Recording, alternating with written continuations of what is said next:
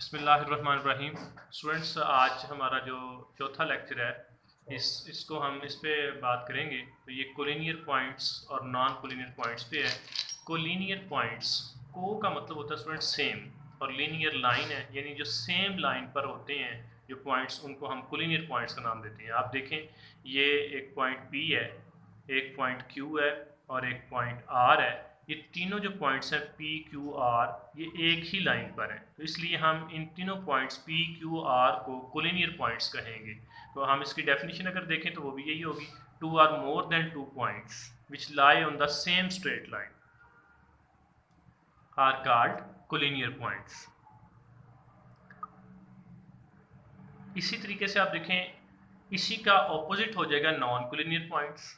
आप देखें, collinear points वो होते हैं जो एक ही लाइन पर होते हैं, और जो पॉइंट्स एक लाइन पर नहीं होते वो क्या होंगे, नॉन कोलिनियर पॉइंट्स। आप अगर इसका फिगर को देखें तो P और Q एक ही लाइन पर है, लेकिन तीसरा पॉइंट हमारे पास इसमें R है जो इस लाइन के ऊपर नहीं है। इसका मतलब ये है कि P, Q और R जो तीन पॉइंट्स हैं उनमें से एक पॉइंट इस लाइन पर नहीं आ रहा। इट मीन्स कि जनाब ये नॉन कोलिनियर पॉइंट्स हैं। अगर हम तीनों की बात करें कि P, Q, R कोलिनियर है या नॉन कोलिनियर, तो ये नॉन कोलिनियर होंगे।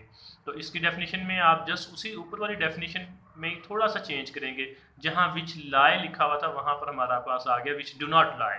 तो two or more than two points which do not lie on the same straight line are called non collinear points. तो ये दोनों डेफिनेशंस अगर आप एक डेफिनेशन को कर लें तो उसमें थोड़ी सी डिफरेंस के साथ आप दूसरी भी कर सकते हैं। उसके बाद आप देखें, एग्जांपल है एक हमारे पास पेज नंबर 170 है, उसमें एक एग्जांपल दी हुई है कि डिस्टेंस फार्मूला को आपने यूज़ करके बताना है कि एक पॉइंट P, Q और R जो है ये कोलिनियर हैं या नहीं।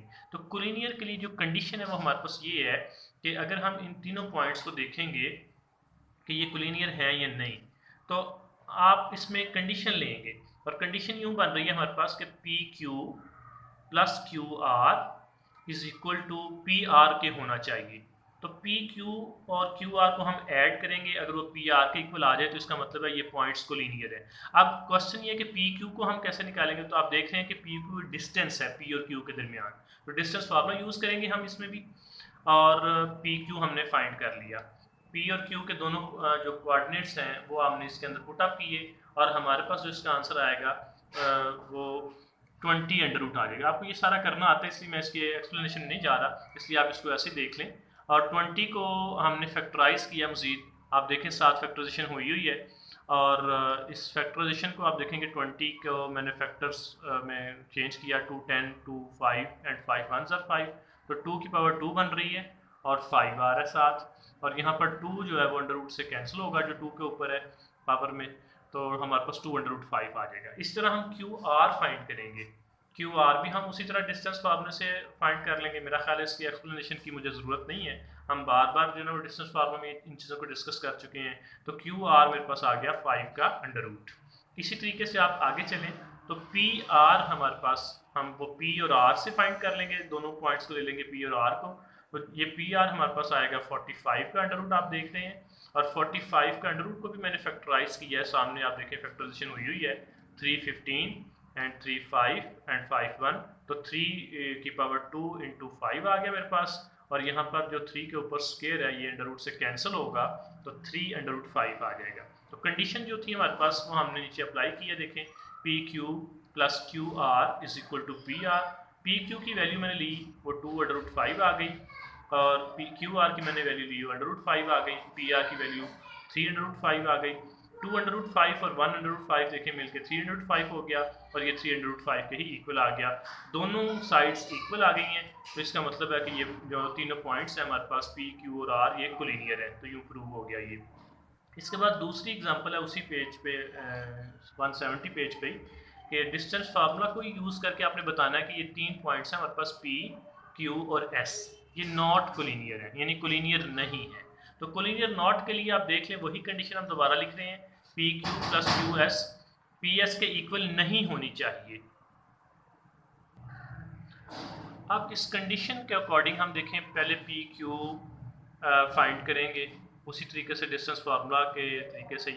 तो आप देखें पी क्यू मैंने फाइंड किया जिसका आंसर जो ना मेरे पास वो आया 2 अंडर रूट 5। उसके बाद पी क्यू के बाद हम फाइंड आउट करेंगे आप कंडीशन में देखें क्या था हमारे पास, क्यू एस है, तो क्यू एस फाइंड करेंगे हम।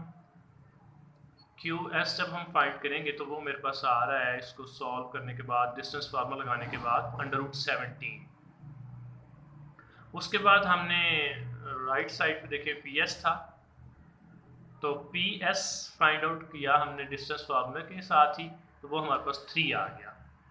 अब हमने वही कंडीशन अप्लाई की, P Q plus Q S is not equal to P S, तो पी क्यू की वैल्यू जो है ना हमारे पास 2/5 आई है, क्यू एस की वैल्यू √17 है और पी एस की वैल्यू है 3 है।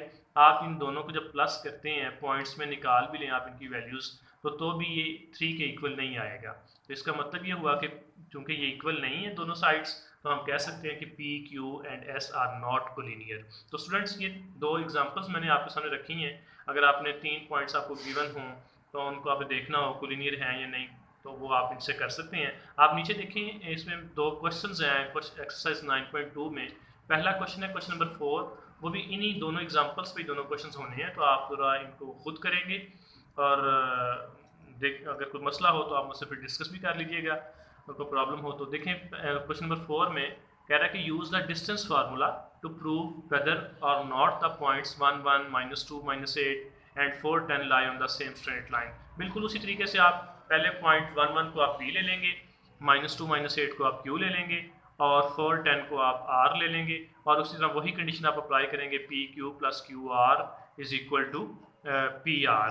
तो उस कंडीशन के बाद आप देख लेंगे इसको कि ये जो ना वो इक्वल अगर आ जाते हैं तो आप कहेंगे ये कोलिनियर है, और अगर ये इक्वल नहीं आते तो आप कह देंगे कि ये जो ना वो कोलिनियर नहीं है। उसके बाद आप देखें क्वेश्चन नंबर 6 है, इसमें भी देखें वो यही पूछ रहा है कि डिस्टेंस फार्मूला को आपने यूज़ करना है और वेरीफाई करना है कि ये जो A B C 3 points given है ये कोलिनियर हैं या नहीं। तो आप इसमें भी वही काम करेंगे, A B plus B C is equal to A C, ये आपने देखना है। तो अगर आपके पास ए बी और बी सी को ऐड करने से वो ए सी के इक्वल आ जाए उसी तरीके से पी क्यू और आर वाले तरीके से, तो फिर आप कहेंगे कि ये पॉइंट्स क्या हैं, कोलिनियर। अदरवाइज जो ना वो आप नीचे लिख देंगे स्टेटमेंट कि ये कोलिनियर नहीं है। तो ये 2 क्वेश्चंस मैंने आपके लिए छोड़े हैं, ये आप खुद करेंगे। अल्लाह आपका हामी नासिर हो, आमीन।